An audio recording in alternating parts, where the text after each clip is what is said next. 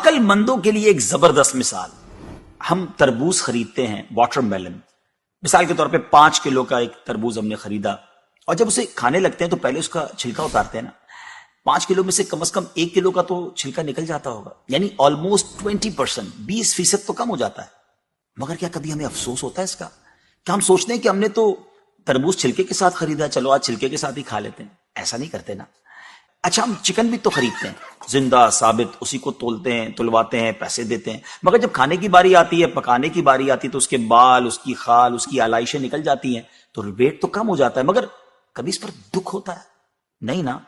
تو پھر 40,000 میں سے 1,000 دینے پر، 1,00,000 میں سے صرف 2,500 دینے پر ہمیں کیوں بہت تکلیف ہوتی ہے؟ حالانکہ یہ صرف 2.5% تو بنتا ہے، یعنی 100 روپے میں سے صرف 2.5 روپے.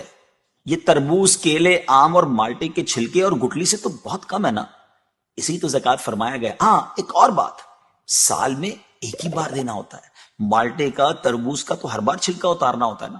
یہ 100 روپے میں سے 2.5 روپے یا 1,00,000 میں سے 2,500 روپے سال میں ایک ہی بار دینا ہوتا ہے، اور اسی کو زکوٰۃ کہا گیا.